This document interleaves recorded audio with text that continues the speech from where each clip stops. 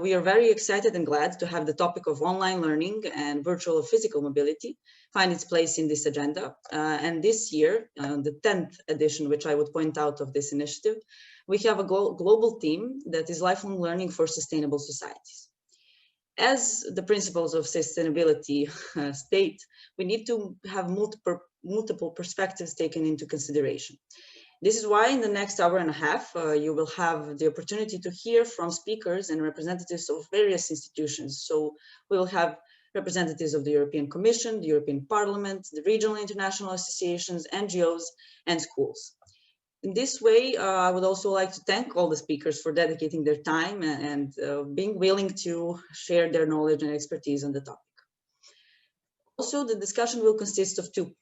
The first half will represent the perspective of pupils, and the second half will represent the perspective of students and in higher education. Even though these two categories, let's say, may have some distinctive needs, one thing is universal, and this is the impact of the global pandemic and the current situation on the mobility programs. Suddenly, online learning and virtual exchanges came to our minds in focus as maybe a remedy or a tool for overcoming some challenges and new challenges we face in implementing mobilities. On the other hand, these kind of mechanisms and tools existed before 2020. It's just that our needs and opportunities and expectations have maybe changed a bit.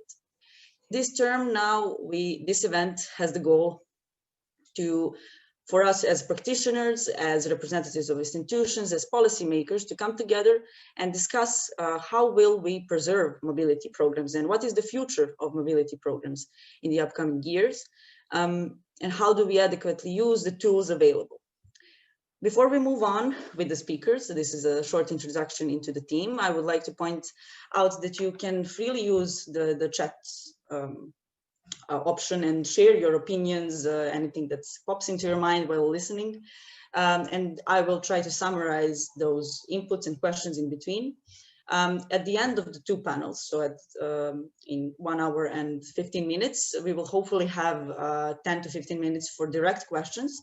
So while listening to the panel, if you have a concrete question to some of the speakers, feel free to write them down and then at the end of the panel pose it so we can all discuss.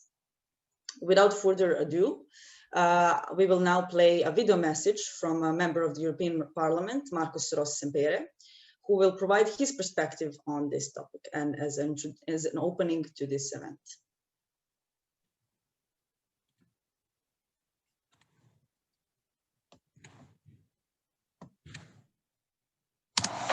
Hello, good morning to all the attendants to this great webinar organized by Lifelong Learning Platform and presented by the Erasmus Student Network.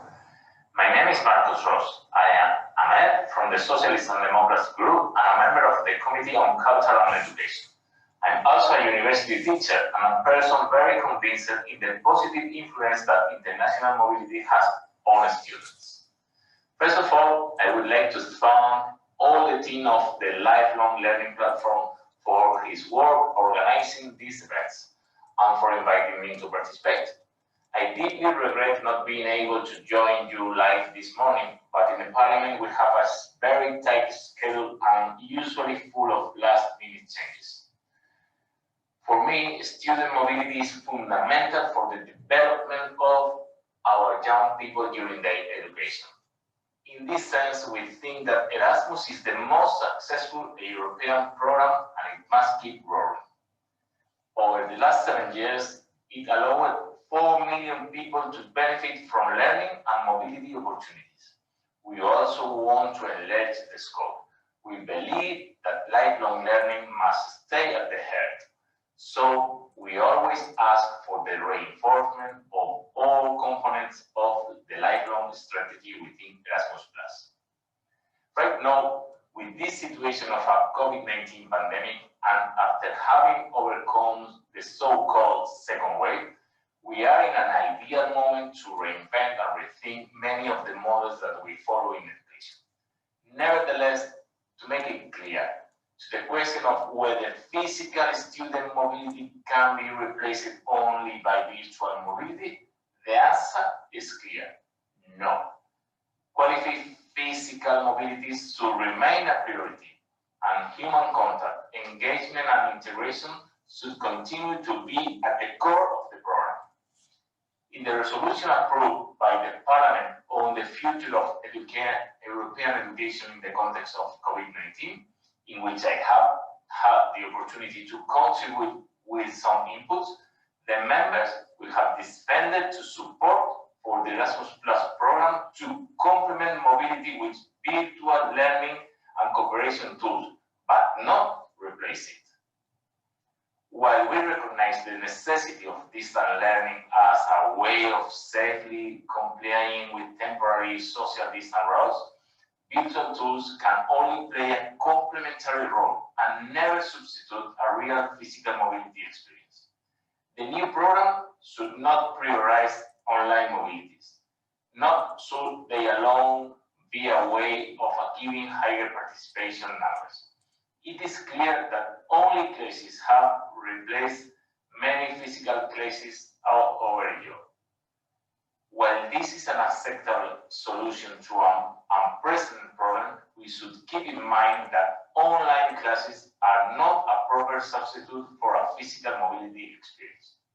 However, maintaining this priority does not mean closing the door to all the online initiatives, such as the Erasmus Plus virtual exchange, a pilot initiative launched by the European Commission in 2018, providing an accessible, groundbreaking way for young people to engage in intercultural learning through facilitated online people-to-people interaction. Nevertheless, we must keep physical mobility in a safe way in the center right of our objectives.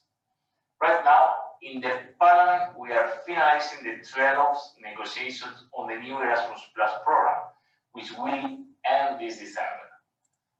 Thanks to the role and the constant position of asking more funds for this program maintained by the Parliament, we can say that the program has continued to grow. Perhaps not as much as we would have liked, but we are proud to say that in the last agreement, 2.2 billion euros have been added, achieving 23.4 billion euros. To conclude, I would like to thank the SNN for his work in student mobility, being the reference organization at European level. They have managed to establish a network that goes beyond the academy. I hope that this meeting will be a success, and I encourage Lifelong Learning Platform to continue working in this direction, building a better future by supporting to the training and education of all citizens.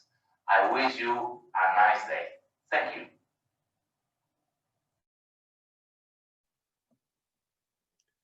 Okay, so I do hope that this address has sparked some initial impressions and has your thoughts going in this direction.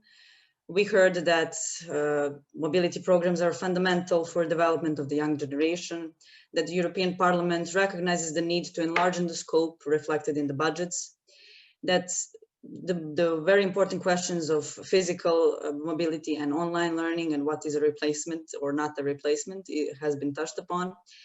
The main question is how will then physical mobility remain relevant and accessible, and how do we make it sustainable in the future? About these challenges, I now give the floor to Giuseppina, the Secretary General of OBESU and the Lifelong Learning Platform, to introduce herself and to introduce the first set of panelists that you will be able to hear, and they will discuss this in the context of pupil mobility. Thank you, Irina, and good morning, everyone. I think Irina already introduced me, so I am fine. My name is Giuseppina, or Pina, for those who want to address me. I work at OBESU as a Secretary General, but I am also a member of the Steering Committee and Secretary General of the Lifelong Learning Platform, in which capacity I am here. So I promise I will let only the panelists talk about pupils, and I will not. So that is my promise. So today, to discuss pupil mobility, and a bit more around it. We have three panelists. We have Michael Teutsch from the European Commission, Head of Unit for Schools and Multilingualism. We've got Elisa Brica, Head of Advocacy for the European Federation of Intercultural Learning. And we've got, sorry for the pronunciation, Jacek Kaczor from the First High School School Principal and membership of the member of the EU Network of Experts on the Recognition of Outcomes of Learning Periods Abroad in Secondary Education.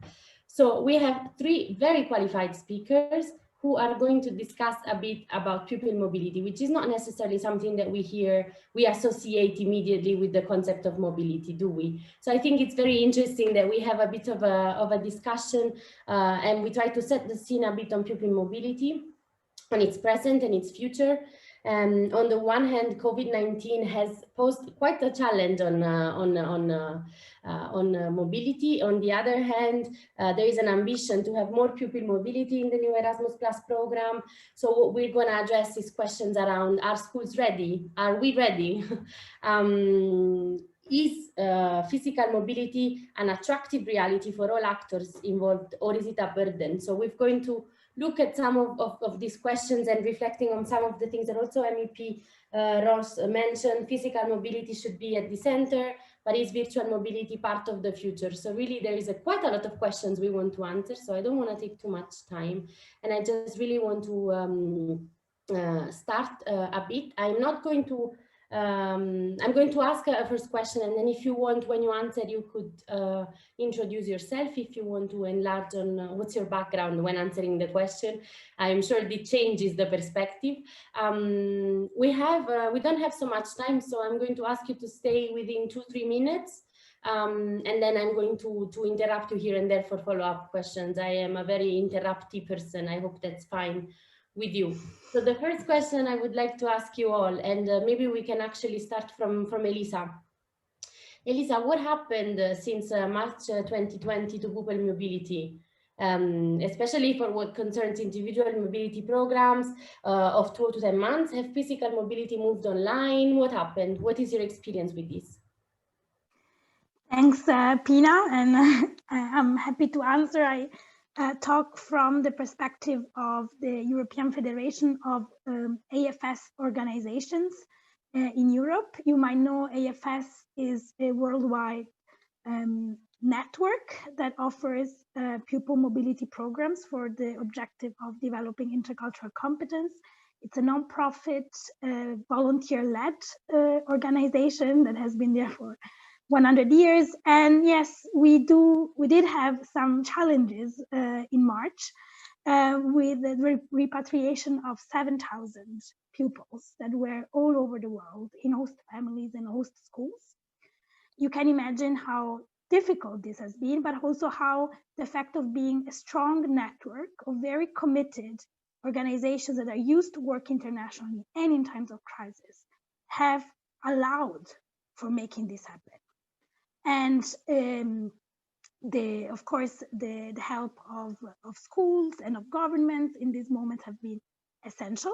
But the fact of being a closed network of very motivated volunteers that know what risk management is has really proved to be effective. But after repatriation, and by the way, we're not the only ones who have repatriated students. There's many others, organizations that did so. And I see here Andrea from YFU, Youth for Understanding, and they also went through the same process. The question was how to support the pupils who came back, because they were supposed to have a life-changing experience immersed in a total other culture. For sure, they can say they had quite of an experience because they experienced COVID in another country, but they already, students, when they are repatriated in general earlier, they need support. Now, even more in this case, they needed very close support, also psychological support, to go through this experience and elaborate it. So we have quickly put up, not we as the European Federation, but the worldwide network of AFS intercultural programs, an online course, we call them orientations, to allow students to debrief this experience and to still have an intercultural learning and and facilitated online intercultural reflection on what they went through. And starting from that, we have then developed an online learning program of 4 weeks that we have now been offering us from the summer to all the students that would have loved to go abroad. Usually there's like 12,000 students with our programs departing in September, but now there are only 500. So we felt we needed still to offer intercultural learning opportunities, and we offer this online learning program. But it's just at the start. So this is from our perspective. Thanks a lot, Elisa. It seems that you had quite a job there. You did quite an impressive amount of initiatives. I'm going to pass on the floor to Michael, if you want to tell us a bit about your perspective on this question.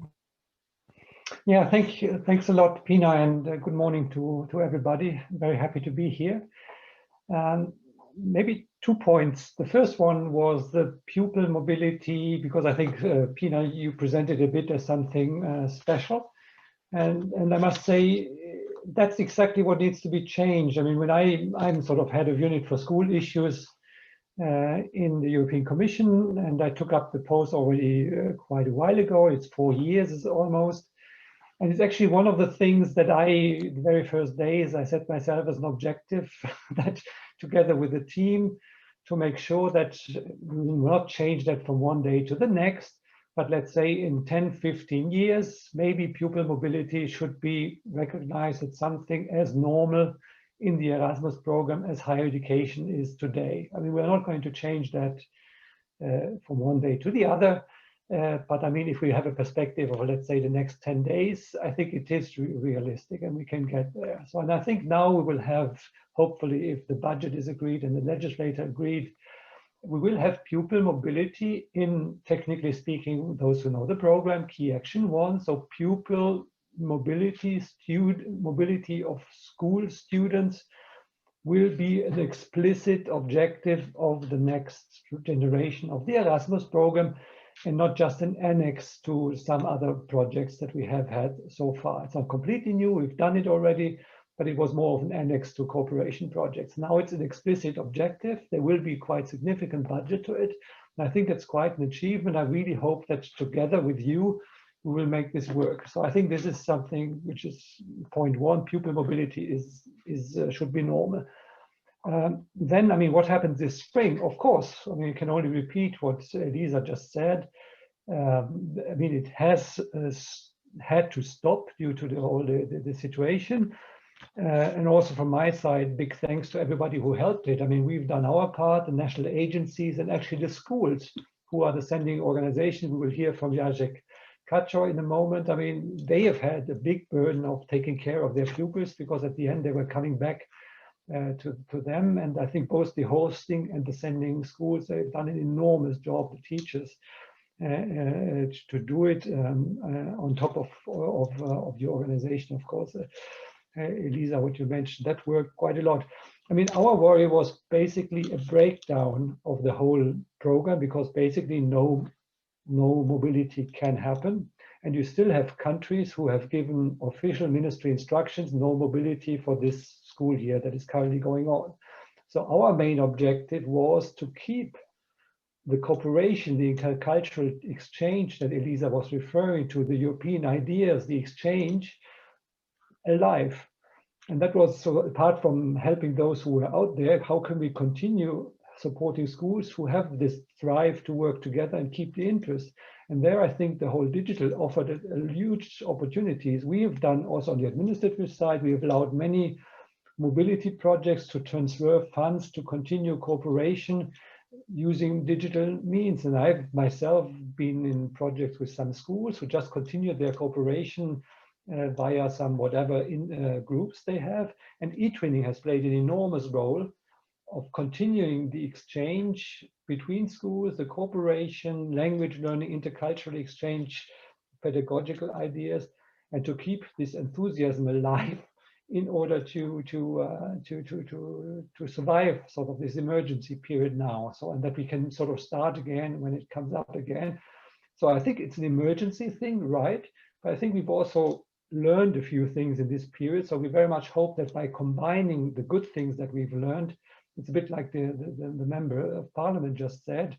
I think, for example, by combining the opportunities offered by Etwinning with the more physical mobilities, we can really also hope that to get even more schools involved in these pupil mobilities in the future. I'll stop here for the moment. Thank you, Michael. And indeed, I also believe that pupil mobility, school student mobility should be normal. It shouldn't be the exception, it should be the norm. And on this note, I also want to ask Jacek if you have any reflection from your side on this question on what happened since March and is pupil mobility actual normality? Thank you, Pina. Point of view of one school, just one school, not a small one, 800 students. In March, we have 4 students in different kinds of mobilities. Of course, physical mobilities. We had 4 such cases. In the first one, mobility ended just before the borders were closed, but that's just a coincidence. The student happily returned home. In the second case, mobility was delayed, first until 4 and then until the next year. The third case concerns that the student we were about to host, until the last minute, we were doing everything as if mobility would come true. The borders were closed 2 days before the student arrival in Poland. It cannot be denied that his parents were pleased with this decision, as they were very afraid. And another case is a student in a long-term mobility program abroad. The closure of schools interrupted the exchange. The student, of course, returned to Poland. This mobility will no longer be continued. The student is the last grade and is preparing to the final exams. So there's no possibility. Additionally, 2 short mobilities were cancelled and postponed. Unfortunately, in one case, after the postponement of the deadline to the 4, we did not obtain consent for another postponement. It was not possible to settle the project. And the conclusion is that there is no single universal description of the situation. Each case is different. It depends on the circumstances, time, rules included in the contract, etc., etc. And in no case did physical mobility become virtual mobility. No reason could be given. Perhaps no one has thought of such a solution, especially in springtime. People were very scared, but students believe that virtual mobility is not mobility. Just a conclusion. Thank you. Thank you, Jacek. And you actually brought some very interesting food for thought. No, there is no one-size-fits-all solution at the end of the day. Every case is different, which is also what makes it so challenging to handle this situation. And I think you also highlighted a very interesting aspect related to virtual mobility. So one very short follow-up question would be, for example, whether you think that virtual mobility can be as attractive as physical mobility for school pupils, or whether the only solution is blended learning. There's so much that I could ask on this. So and I can see already people shaking their heads like, no, there's no way, like there's absolutely no way. And we heard it also from MVP Ross, there is no way it can be substituted. So one question that I would follow up with is a bit more regarding the outlook for the future, right? In the new Erasmus Plus program, meant to be starting in spring 2021. We've seen really a much stronger emphasis put on pupil mobilities, as we also heard a bit from Michael before, under Key Action 1, and with an accreditation procedure put for the school sector mobility that was put in place. In addition, the program foresees that also organizations can apply for such accreditation and be supporting organizations for this kind of project. So with blended learning being also a component of this ambitious project, the question that I would have is, are schools ready to engage in the new program? And maybe this time we start from Michael. Are schools ready, Michael, to engage with the new Erasmus Plus program? Well, if I take the number of applications we got for the accreditation call that you mentioned, it's huge, the interest. So I would say yes, of course. I mean, it's not easy, but I mean, it's also not rocket science either. So I think the interest is huge. We got lots of applications, and I think it also shows that what we offered here, for those who don't know the background, we have now, in the past, you had to apply for projects each time.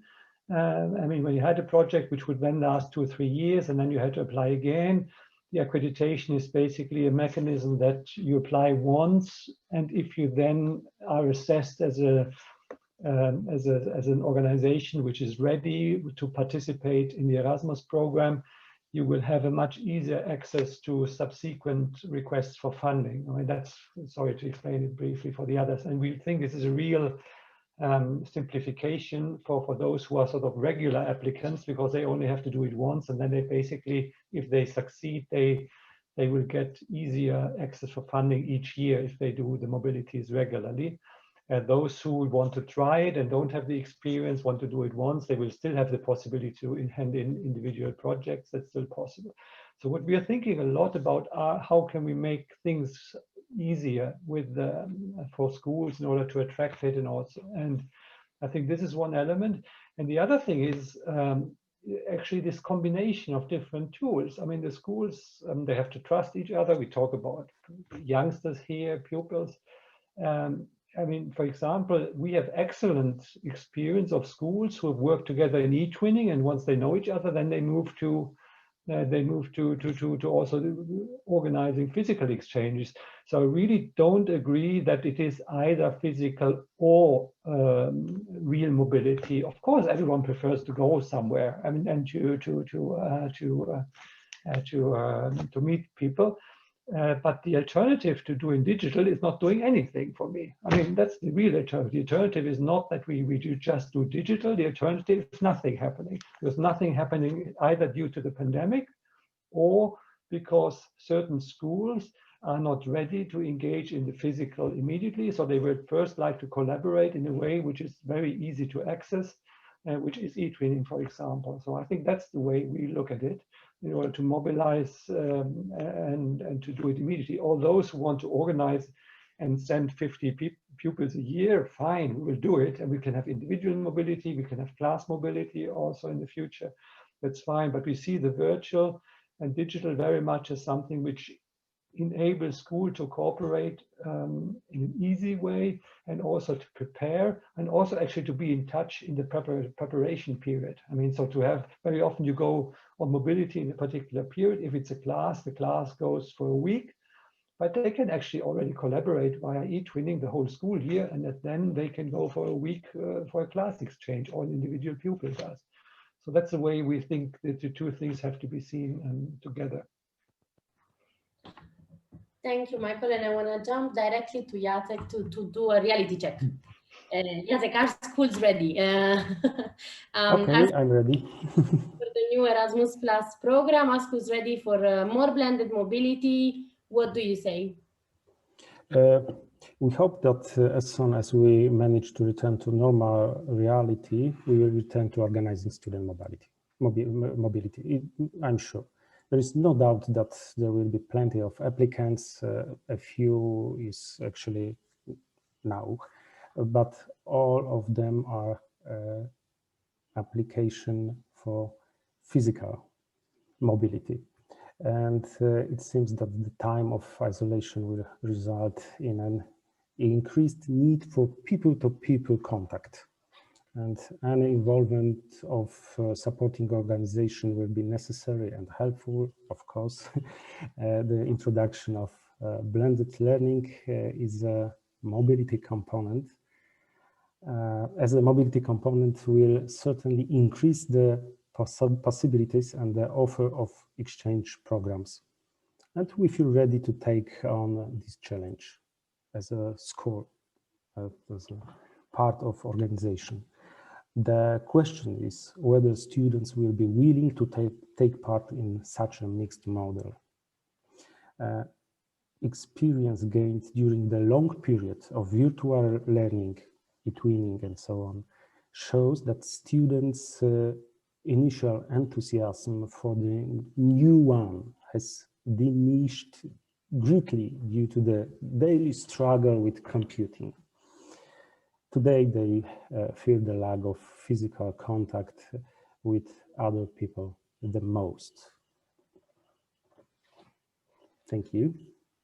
Thanks a lot, Jacek. And I pass the floor to Elisa and ask you one more element. So first of all, are schools ready? And secondly, are organizations ready? Are supporting organizations ready? Jacek mentioned what a key role supporting organizations can play in the future of pupil mobility, also in supporting in post-COVID-19 reality. So I wonder, what do you say? You ready?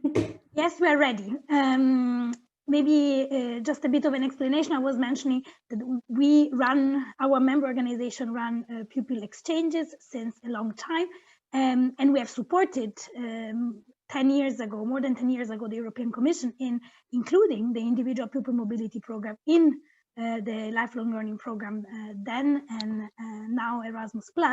But the mobilities our members run are not Erasmus+ funded. However, the mission and the objective of pupil exchange organizations that were born with the idea of building peace through these exchanges is that this becomes the normal, and this is an opportunity for everyone. And we're very much ready and willing to support schools to make this an opportunity for everyone. So support schools to apply for Erasmus+ projects, but not really applying in the administrative sense of it, but to make sure it's a quality experience and make sure that schools that don't usually have these opportunities, schools that are in peripheral areas, schools that are in disadvantaged communities, have this idea, start having this idea that they can make it, that they can offer this opportunity to their students, thanks to the support of the European Union and thanks to the support of organizations that are willing for the mission to give to students this opportunity, because it's a step for a better world. Because if students have such an intercultural learning opportunity, it is an asset, not only for the individual, but for the society.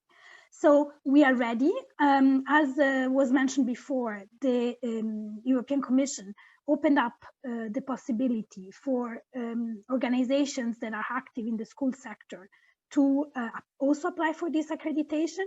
However, it's national agencies who decide on criteria for eligibility, and probably because this is the first call, probably because the budget has not been approved yet, and so on and so forth, only 2 EU countries have opened up. We've been ready, we've applied for accreditation in these 2 countries, in Slovakia and Belgium, French speaking. And we start from there. We also have a project just started now involving schools from Latvia, France, Spain, and Belgium, French speaking, to look together at how can pupil exchange organizations support schools. What can be the model? What can be different models, depending on the country, depending on the type of school, for ensuring a cooperation, and ensuring cooperation which is not outsourcing mobility to external, but to work together, school and civil society organizations, for the common objective, which is providing this opportunity to everyone. Thank you, Lisa. And this gives me very good grounds to pass on to my last question, on which I'm going to ask you to really stick to 2 minutes, because we need to leave space for the next panel, which will also be very interesting. You mentioned, Elisa, that one key aspect with your organization, but generally with mobility, is its accessibility, its inclusion, the aspect of it not being a luxury, but a widespread opportunity, right? And there has been challenges into finding schools. There has been many challenges that we mentioned before COVID-19 in engaging new schools, new families, new individuals into the program with pupil mobility. So what I wonder is, what about now? What can we do now in the post-COVID-19 scenario? How can we better motivate, engage, and support parents, pupils, schools for physical mobility and to engage more in physical mobility. So that's my last question, and I'm going to start the 2 minutes timer with you now, Elisa. So some solutions is, first of all, start people-to-people meetings with what Jacek mentioned to rebuild the trust. It's very important, and also keep the virtual possibilities for information about the program. I mean, it would be ideal that supporting organizations partner up with schools to have webinar and in-person meetings with families to explain what mobility is, explain that there's risk management measures. I think that nowadays families really need to know that their pupils are safe, and that if anything happens, as we hear in the news that this is not the first pandemic, that there are solutions in place and that we don't have to stop our lives, that we can do it together. So they need a lot of reassurance, they need to rebuild contact, and schools cannot do this alone. A lot of burden has been put on schools because of the online learning, as Jacek mentioned. Also, I imagine school heads and teachers are a bit tired, and they need support. Support for doing this extra step of outreaching and of motivating for mobility, because now the focus will be, okay, come back to school and let's study, because you probably didn't study anything when you were at home. So we, so that's my, what I can say. Thank you, thanks a lot. Jacek, what is your impression? Thank you. I think that the most important thing will be to start and end those mobilities that have been postponed and are waiting for their implementation. If successful, it will be easier to conduct promotional activities as part of getting new schools into the program, and will be mobilized teachers, pupils, parents, and it will be difficult for a moment to get parents to let their children travel because they are afraid. But normalizing the situation will certainly help. Students will be happy to take advantage of the opportunities presented to them. There is no reason this should change in the future. Schools should send a clear message to parents, to pupils, to teachers, get the message across. The world is back to normal, and in a normal world, young people need to get to know each other. We're waiting for that. Schools are great providers of information for students and parents, so we can do that, of course. Thank you. Thanks a lot, Jacek. And Michael, what do you say? How can we embark on this journey of motivation and support? I think the come back to what I said at the start, that this new opportunity of pupil mobility being now a key characteristic of the new Erasmus program is something which needs to be communicated. And I think it will be a key message when we launch the new program next year. And I really hope that many of you discussing here today will also get into this and help to pass this message to say that this is an area to grow and to work together. So I think the pandemic, I very much hope it will be over in a few months, and look at it in a more long-term perspective. So I think we have to overcome the immediate needs now, of course, but that will work. They are very optimistic. I think we have to get across the message that there is new opportunities, but I would also say we would have to make sure that we get many schools of whatever background and area they are in. So also schools that are, let's say, poorer areas of a town, which is not just the upper secondary, nice suburban school, but all schools. We have many of them that are very active. They do a fantastic job.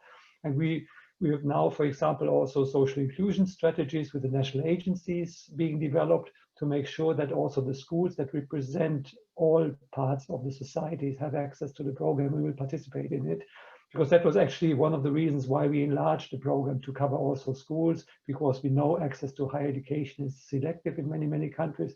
it's a view of making the overall program also more inclusive. So we have to make sure that in the school sector, we actually get all schools on board, wherever the background is they have. And that's mainly through supporting the schools and the teachers who will have the main driving force also in making this done with all their partners. Thanks a lot, everyone. Does any of you have any burning sentence, just a sentence that they would like to say to close on the discussion? Can allow for one more sentence, really. Then I'll go. Good. There is another element that families and teachers need to be reassured about when restarting the physical mobilities, and that's recognition of the learning period abroad.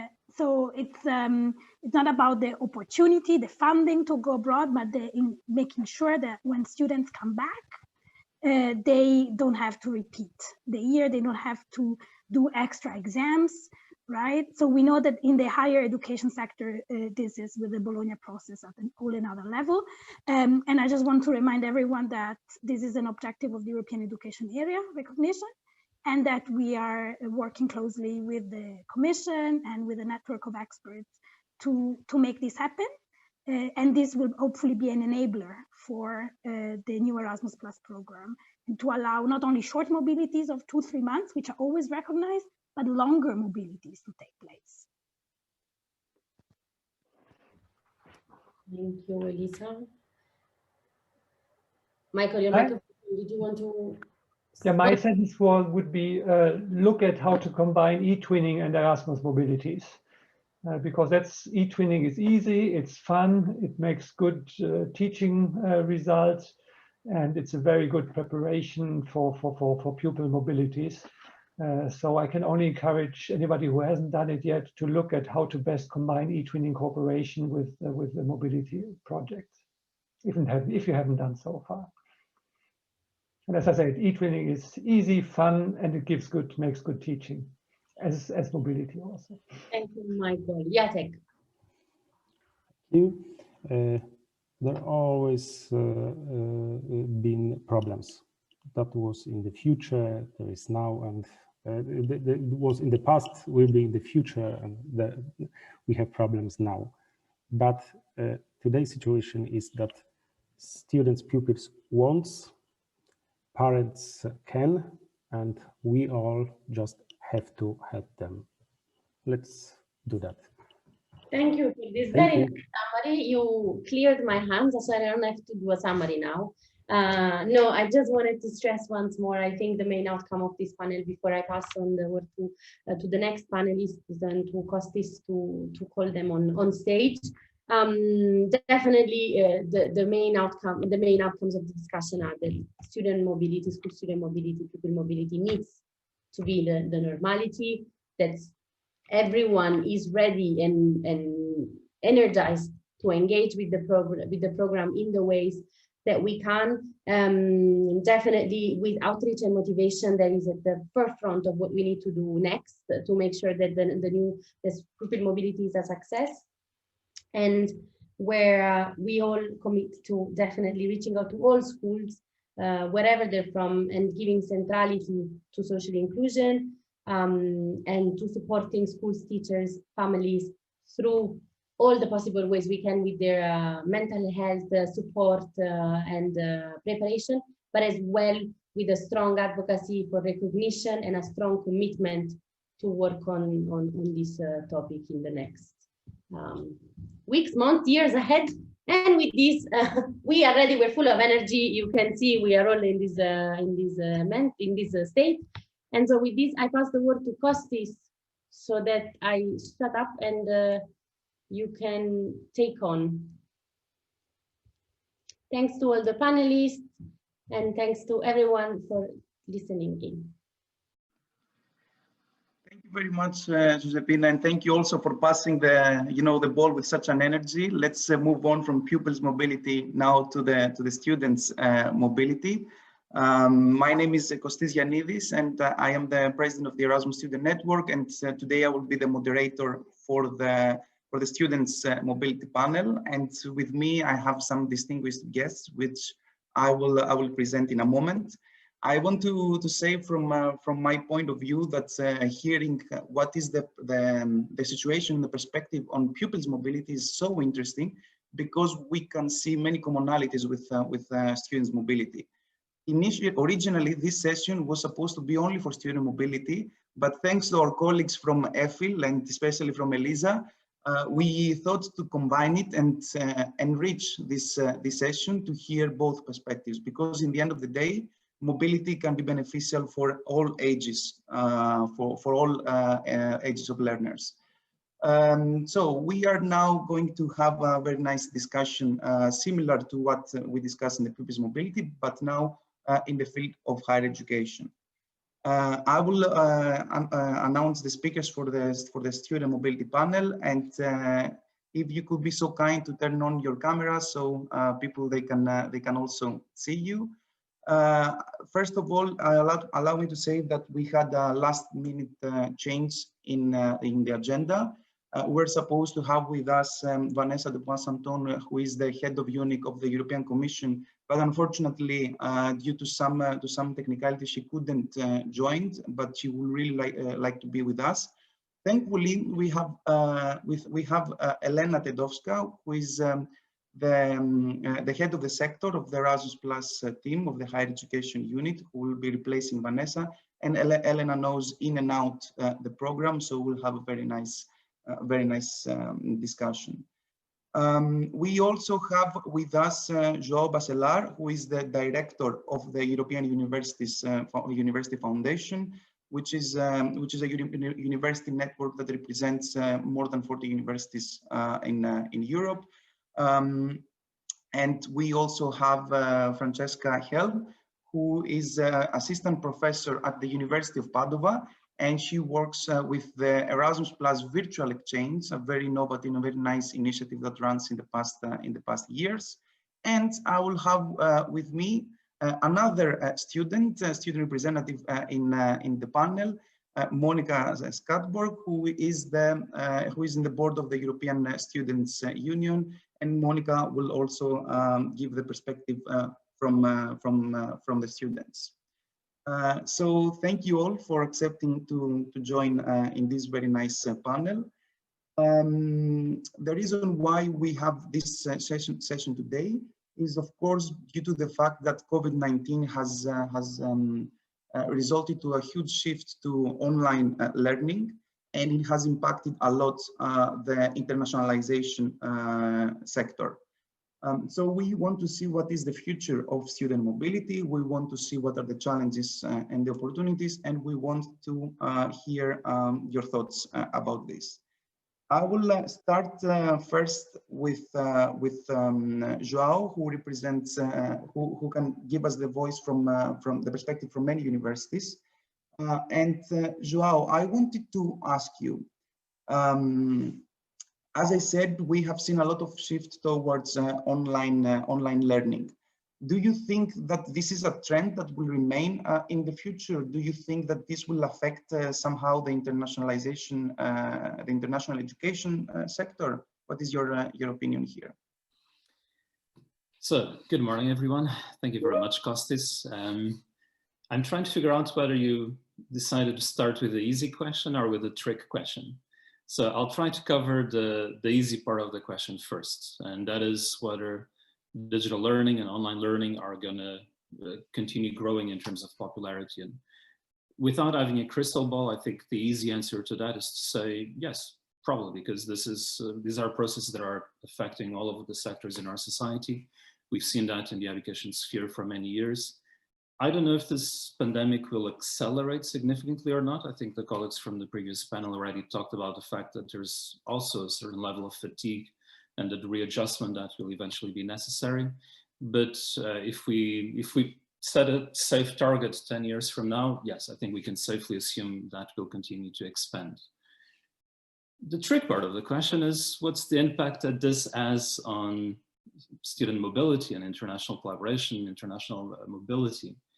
And if I wanted to be very short, I would just reiterate what Carlos said in the introduction. We're completely on the same page with the position of the Parliament in this matter. But I think it's worth breaking this down just a little bit. Because the UF, as you mentioned, we work with many universities, actually 70 as of today. And what we see in practice is that the fact remains that a cross-border e-learning experience is fundamentally different from doing a semester or even a study year abroad. We've also saw through our international officers that there were many students that during the current crisis, some out of safety concerns, but others, many of them postponing their mobility, hoping that they would have a shot at having the fullest experience that they associate in this case with the Erasmus program. And in our meetings with the coordinators from international offices, we've been talking a lot about what is the experience, the psychological impact of what is presently a bit of a necessary compromise where students are oftentimes with their flatmates or in their dorms with other colleagues, all of them studying online, but in different websites. This is what some colleagues have come to call COVID mobility, which is not really the kind of experience that as a program we aim to aspire. So we're all making ends meet, and chances are that we're going to learn a lot from this, but it's not necessarily a template that we will carry forward into the future. Now, moving from practice to policy, what I find interesting is that I cannot help thinking that this answer doesn't fully satisfy the policy community, whether it's us or other colleagues that work in a similar field, because we see a lot of horizon scanning on this topic. We see a return to the fundamental question of whether physical mobility is future-proof. And I think if we are to have this discussion, whether in this panel or in others, then we need to answer it not just with buzzwords, but we need to replace those by research, by analysis, which is as careful and measured as possible. And this is precisely with several of our universities I've been doing in a strategic partnership, which is funded by the French National Agency, which ESN is also involved in.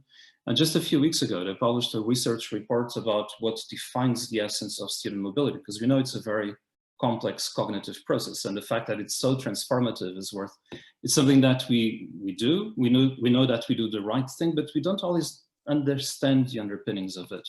And so they went about breaking this apart into what they call triggers of a technical term, which is transformational learning process.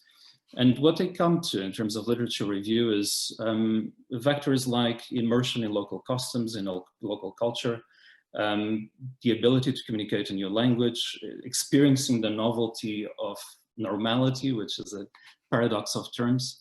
And as of today, the scientific literature shows that it's very difficult to replicate this kind of long-lasting impact when we try to translate them into different models of mobility, online, and so on and so forth.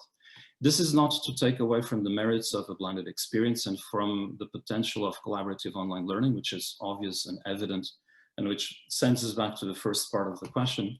But this is also why we urge for us to be very considered when we make changes to what we come to understand as mobility, particularly at the program level, so that we don't inadvertently end up with something like homeopathic mobility that carries the tag and the name and the recognition, but not necessarily the impact, the EU added value, and the kind of preparation that we want the program to be for a future European society. So this is it in a nutshell. Just for the sake of discussion, I'll end with a small thought experiment that I was discussing with my colleagues a few days ago, which is, let's say that in 5 years' time, 50%, random number, full disclosure, of university studies will be carried out in the online environment. And I think your question sends us back to, what does this mean? What is the impact of this in terms of mobility?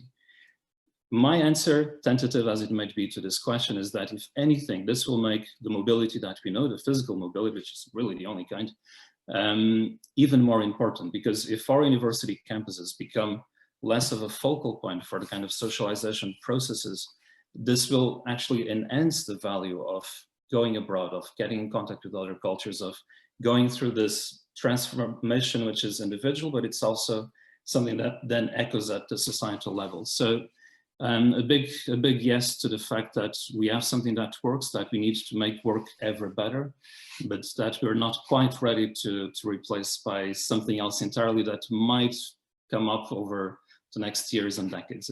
It might take a little bit until we get there. Thanks.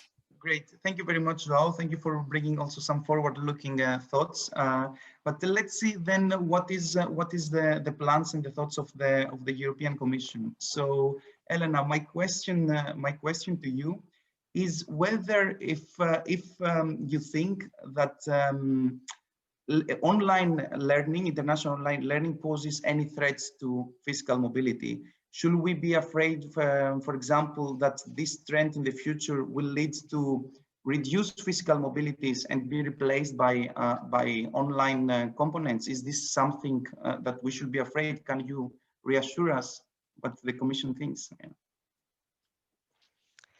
Thanks, Kostis, and hello to everyone. So let me reassure you from the start. This is not at all something that we think would happen either in the near or the long-term future. And it is not either the objective of the European Commission to replace physical mobility with online learning. The objective is rather to bring complementary solutions to those students that cannot afford going on longer term mobility. So the idea indeed for the future program is to introduce a sort of a blended mobility possibilities that would allow students and again especially those that for different reasons cannot afford going on long-term mobility. So here we talk about students that are in certain disciplines that are regulated by national regulations such as medicine, law, etc. We know that those students we are not reaching them enough with the current program because they cannot, as I said, their curricula doesn't allow for a long-term, let's say, physical mobility. We have other reasons, of course, students that are parents that work and that for those reasons either cannot afford long-term physical mobility. So here, the idea is really to foster the inclusion, to achieve a more inclusive program by reaching out to all those students that are in the current program not participating enough. And indeed, I think that the idea is to bring the mobility to become a norm at higher education institutions across Europe.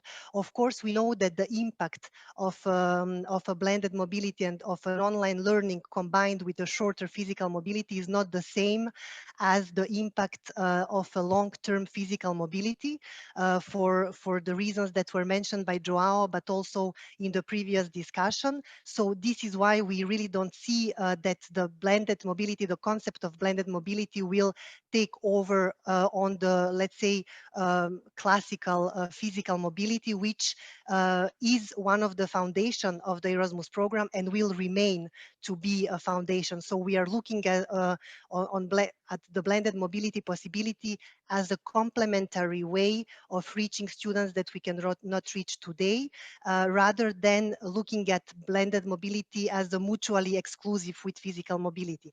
And in terms of the international impact, we also think that the blended mobility can have a very positive impact on, let's say, internationalization at home, where the idea would be to put on in an online way also students in a, let's say, easier way than when they are going on physical mobility. So this can also be an additional added value. But again, the idea is really not to replace the classical physical mobility. And we are working on indeed facilitating the participation in physical mobility of students. And one big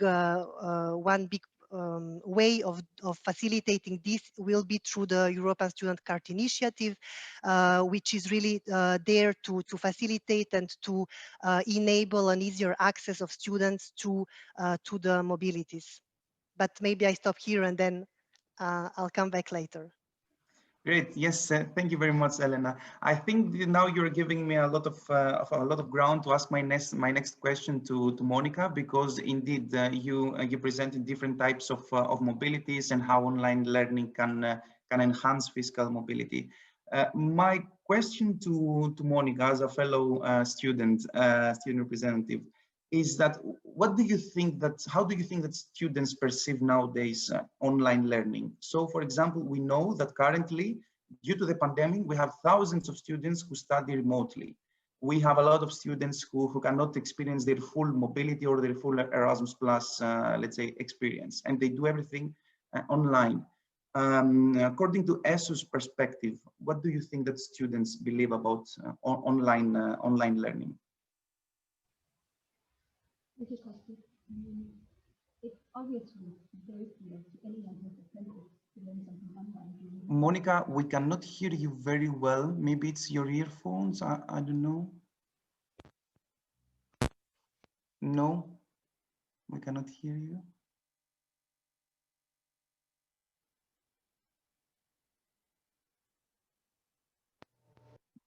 No.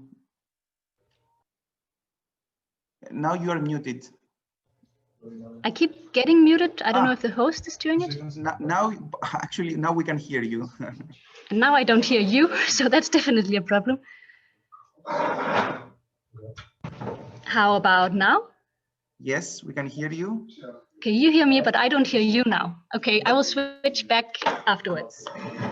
So the problem is, of course, and that's evident to anyone who's attempted to learn anything online during this pandemic, that meeting people online and meeting people in real life are two fundamentally different things.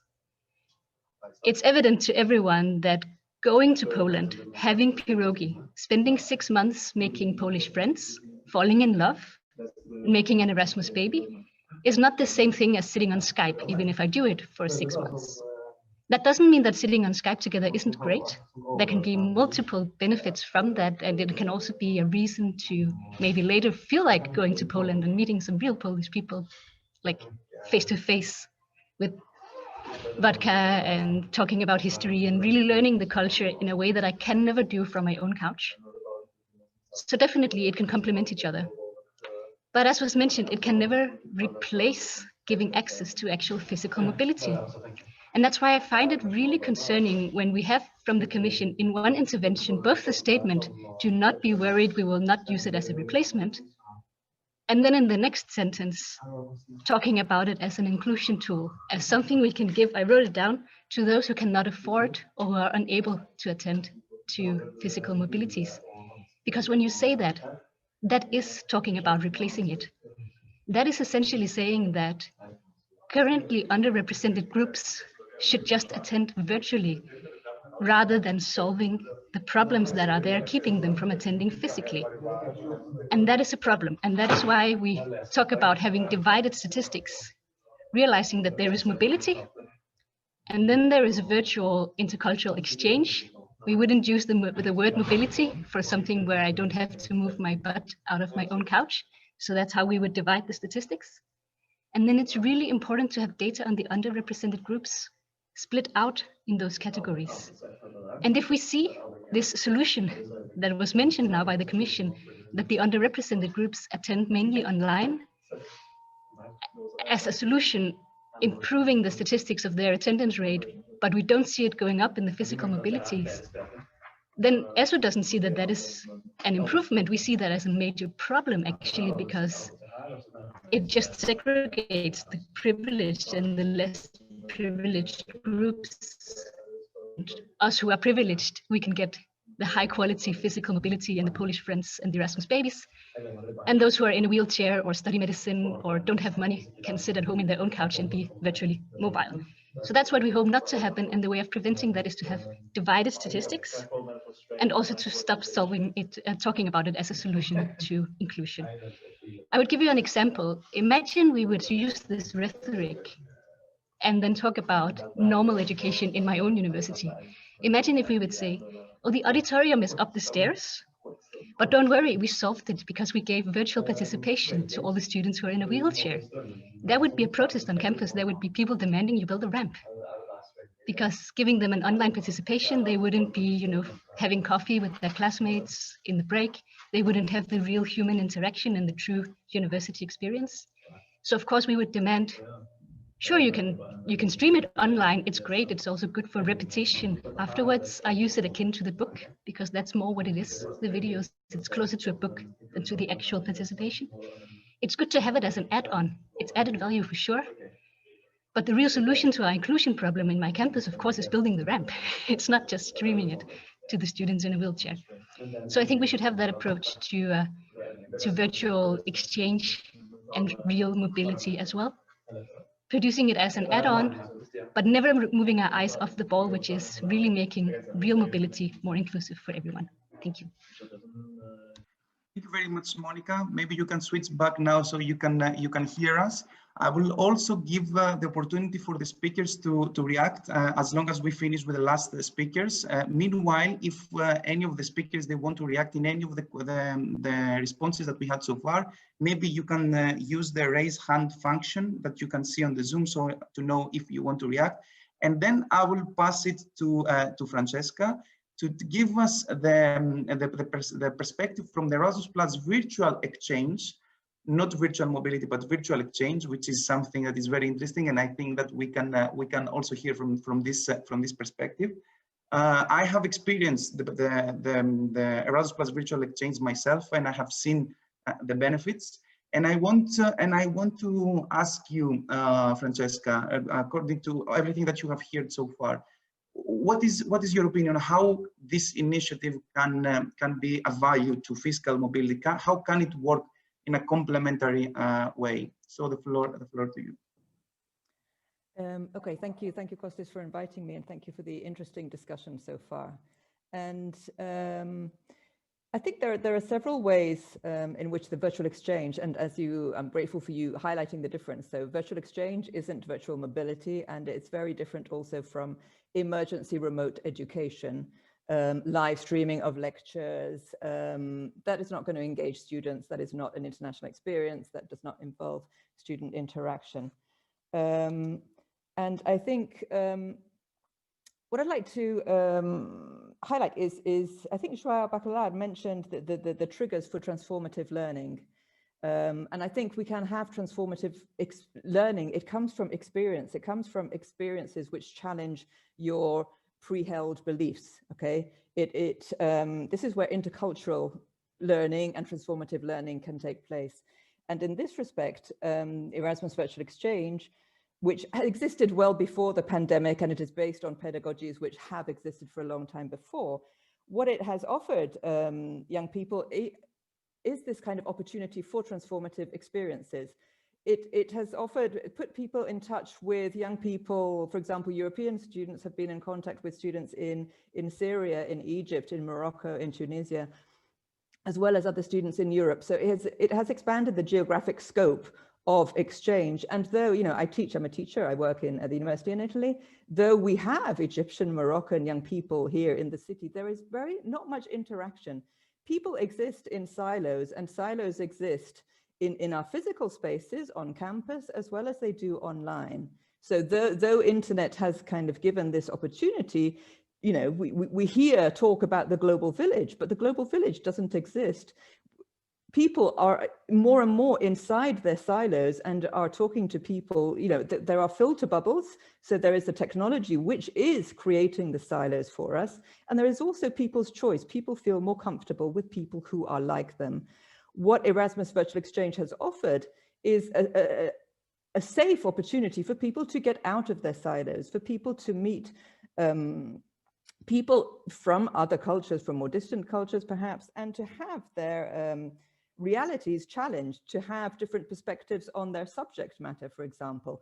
For medicine, for medical students of medicine, it is wonderful to understand how, the challenges people are facing in different countries, and also different approaches to dealing with problems.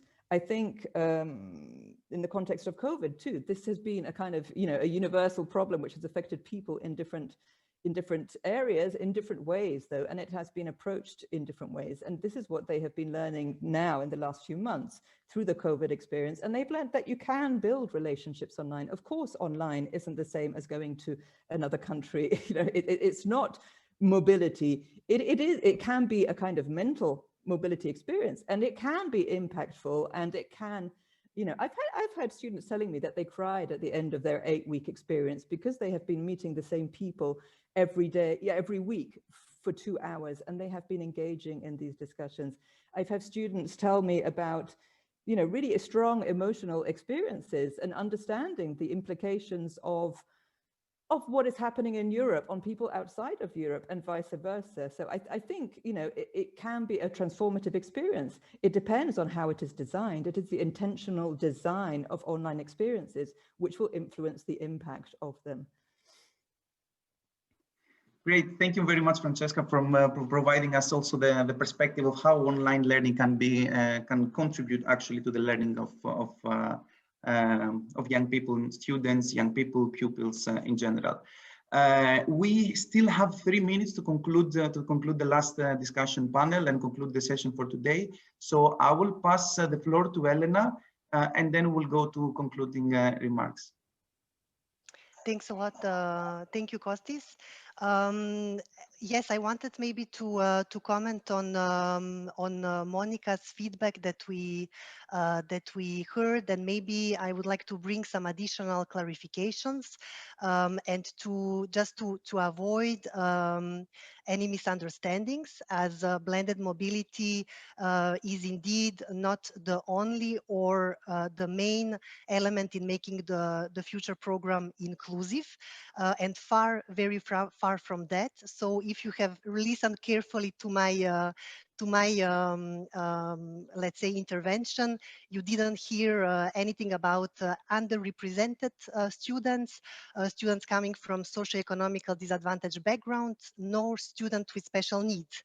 So and this, if I can reconfirm it again, those are not the main target students for the blended mobilities as we are designing it for the future. We will have a very thorough inclusion strategy in the future program. We are working on additional funding support for students with special needs, for students coming from socioeconomical disadvantaged backgrounds. So let's not mix the two discussions. When I was talking about the blended mobility being more inclusive, it was mainly to say that, as I gave the concrete examples of students that are studying in specific disciplines, or students that are working at the same time, those where, let's say, the main, if I may say like this, target students, but obviously the inclusion aspect of the next program doesn't come down only to the introduction of blended mobility. So here I would really it would really be important for me not to misunderstand the objectives of why we are doing the blended mobility, and maybe to add that this is indeed an add-on, a complement to physical mobility, and that we don't expect this blended mobility to replace in any case the physical mobility as such.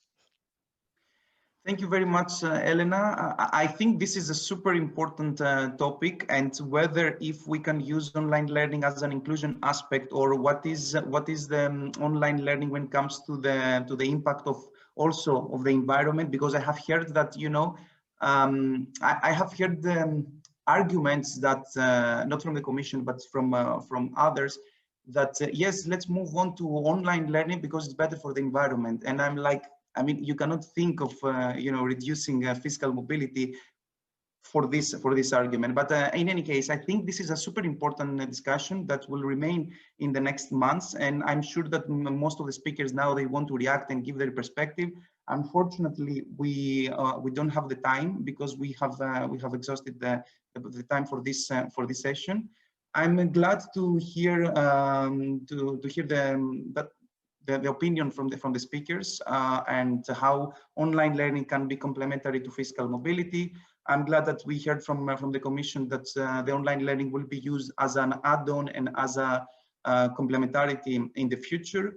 We raised also the point of how much online learning can be beneficial compared also to physical mobility, but in general.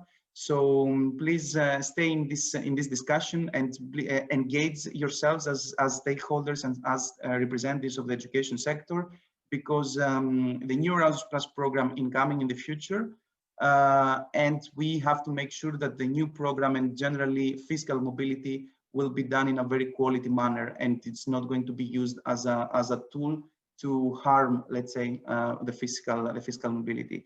Now I'm going to pass the floor to Irina, the main host of this session, to coordinate the Q&A. So the participants here, they can raise their own questions so we can address them. Irina? Thank you. Thank you, Kostis, and thank you to all the panelists. I did not manage to thank all 9, actually 11 of you, for sharing your thoughts. I will briefly sum up for the participants the previous hour and almost hour and a half. We heard some really great news for both both types of beneficiaries. We heard that the pupil exchanges will have a bigger priority in the upcoming program. We agreed, and I can be sure of that, that we all aim to make mobility the norm, that we want to normalize it and to expand and include as many people as possible. We reflected a lot about the global pandemic, which is just a situation and a trigger for us to think in these new directions. But the point is, and as you all also pointed out, that we need to learn from this crisis. And this year was probably dedicated to crisis management. And we heard even fear of the programs falling apart and stopping, but nothing stopped, and we're still here where we are. We heard some solutions as well. We heard about different formats, such as blended mobility and what that means, which is very important to understand. We heard how blended mobility is it an inclusive measure or not? This is still up for debate, and in which sense we mean, is it inclusive for different types of learners or different categories of learners?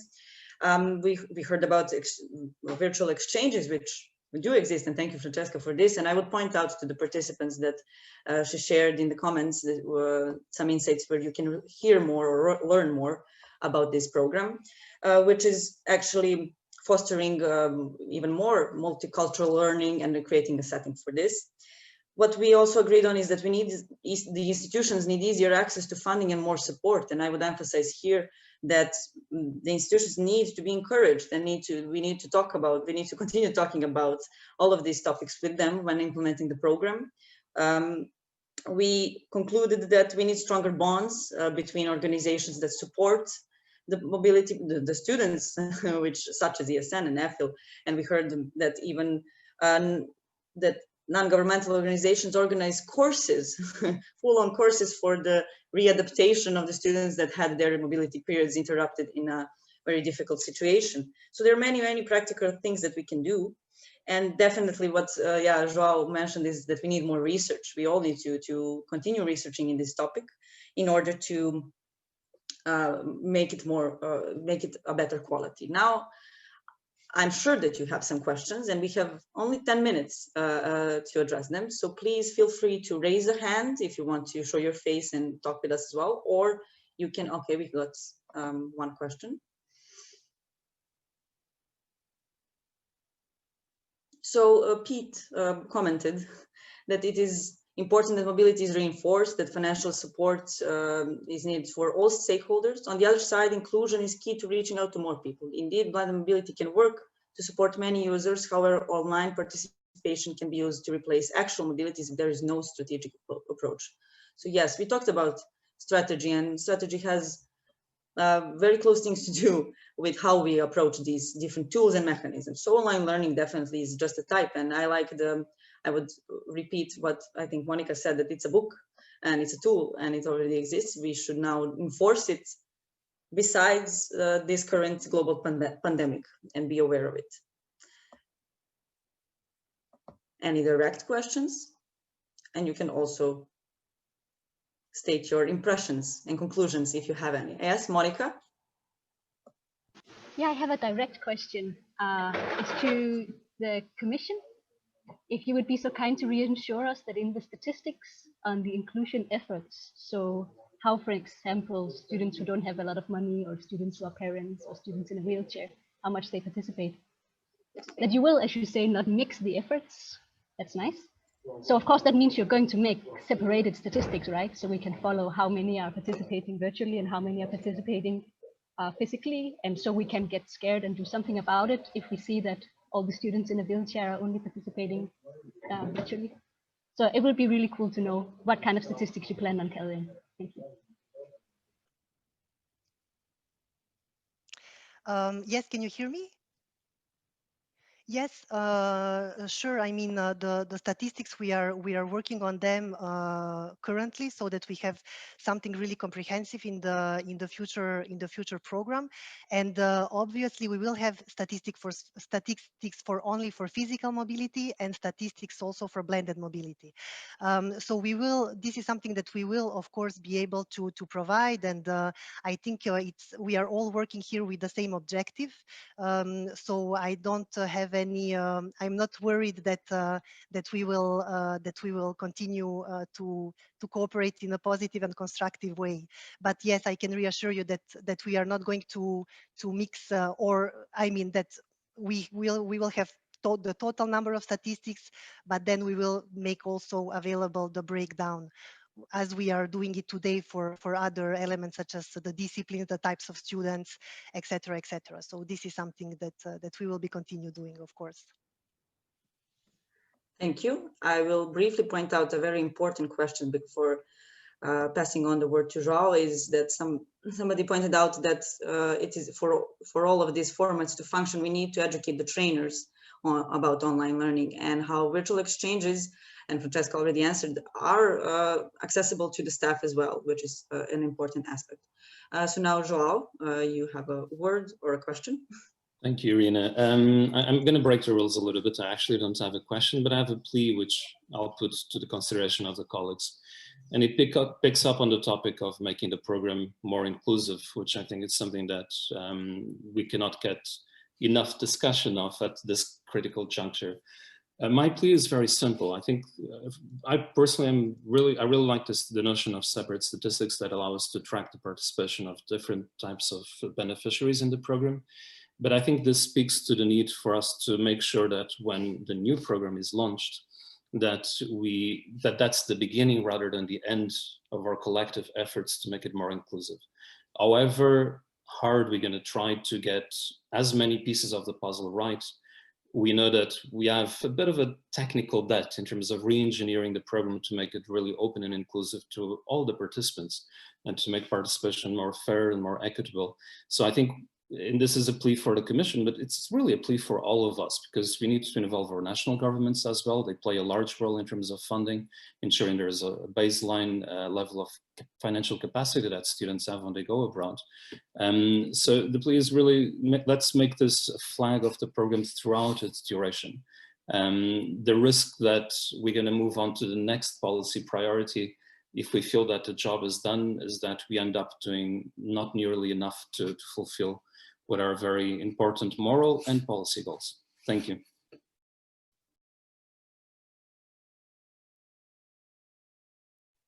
Thank you, João, for this input, and which I personally agree with. Now we will pass on to Pete, who has a question. Yes. It's more of a mixed statement question, adding a little bit to Monica's point. First of all, I want to thank Ms. Degovska for all of the reassurance, and sorry if it seems that we're kind of coming towards Commission, but we've seen things being said several times, and the political, wording being on the work we do, very sounding strong and supportive, but in the actions, it always comes watered down. That's why I think most of us are a little bit skeptic. On the other side of inclusion, I really like that the statistics will count this, but how does the Commission envisions to support organizations when it comes to including people? First point, when it comes to funding, yes, we get to have projects and fund our activities, but costs for people with disabilities or disabled people or people who cannot, for financial reasons, etc., participate are not included within these projects because we don't know the participants who are going to apply to our projects. First point. Second point, if indeed we have blended training, how do you foresee supporting organizations and youth centers, providing the spaces for young people who don't have access to internet or don't have a house or to have financial problems to be able to participate online?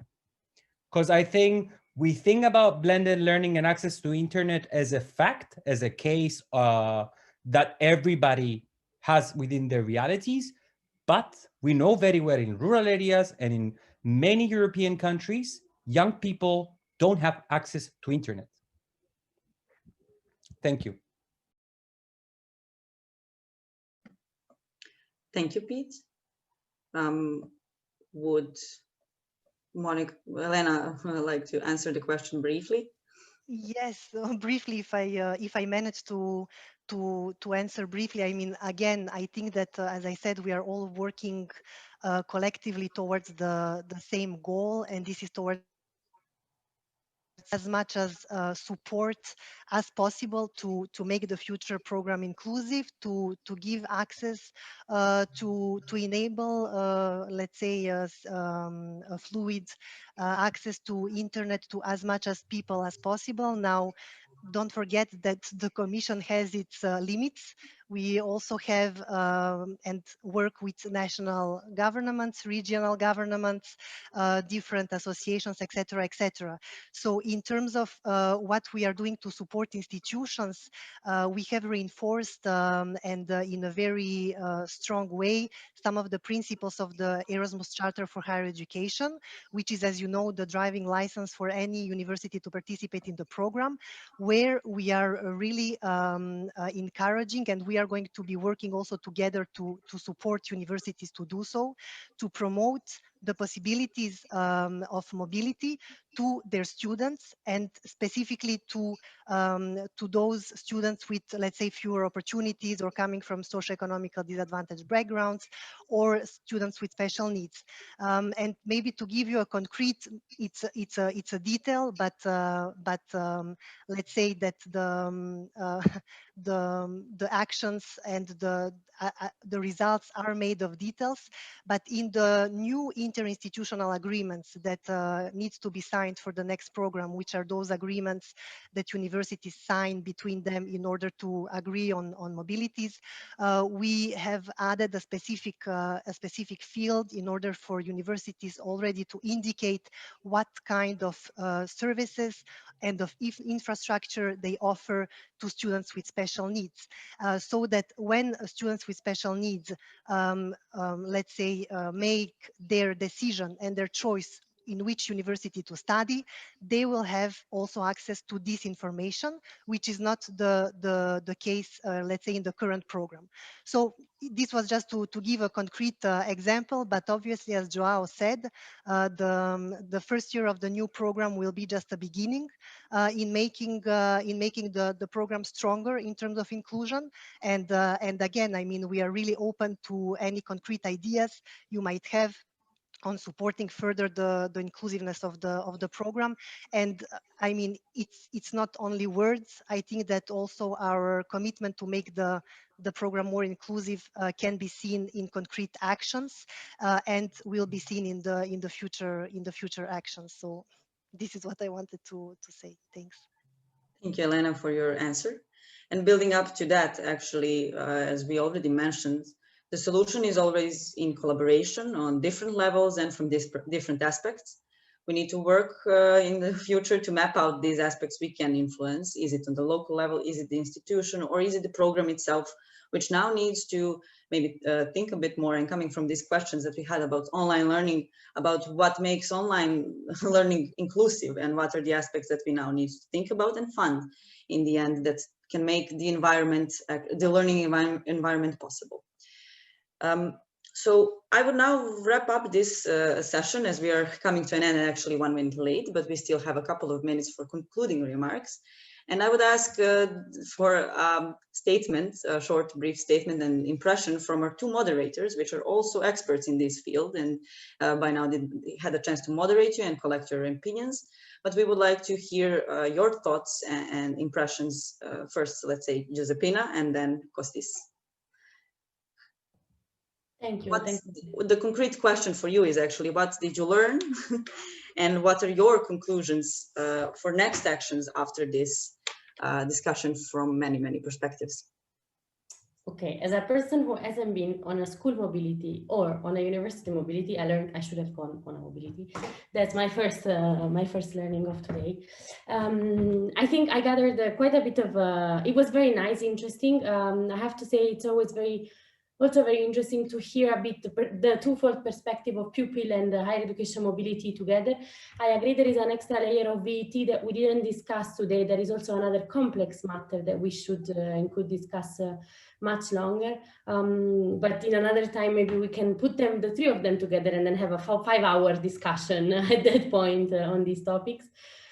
What I gathered is that mobility really needs to be a widespread opportunity for inclusion and not a luxury, something that has been said quite a bit, that virtual doesn't solve the issue of having more people participate or being more inclusive, because again, we know that we lack devices, we lack internet connection. We learned it during COVID-19. Also, half of the world is definitely not connected to internet. That means that intercultural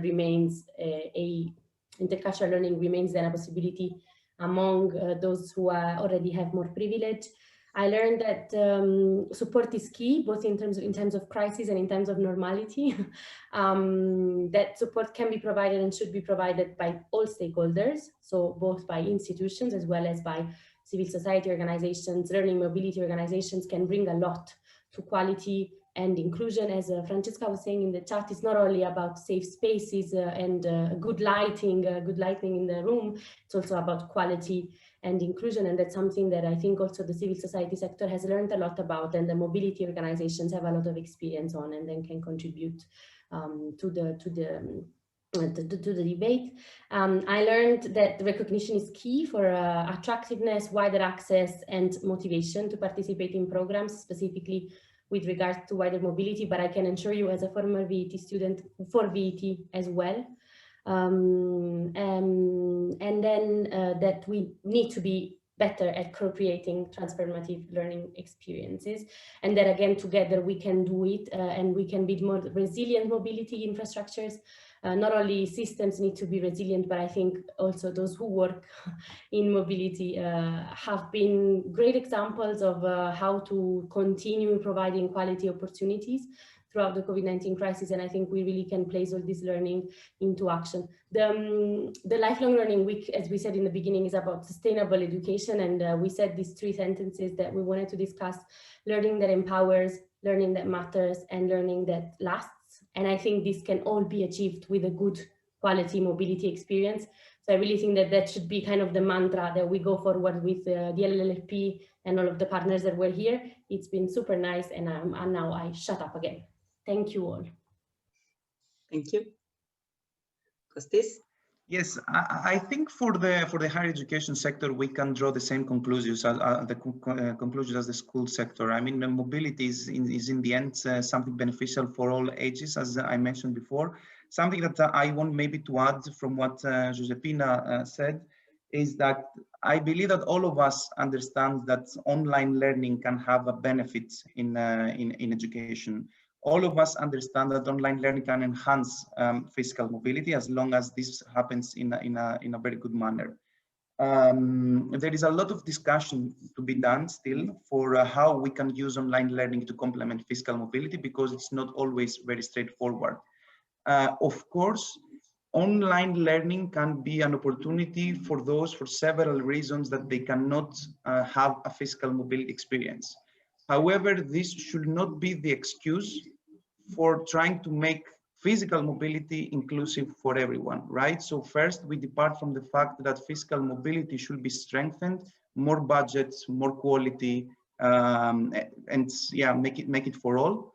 And on top of that, to work on how we can make online learning a very valuable opportunity for learners in the future. And for this, cooperation is needed, because even if we ourselves, we have the best intentions for how online learning can be used, several others, for different reasons, maybe they misinterpret this notion. And this is why in ESN, for example, we really refrain from using the term virtual mobility, because we believe that it gives perspective to people who don't know what is in stake. And sometimes they misunderstand what is the aspect of physical mobility and why it is beneficial for learners.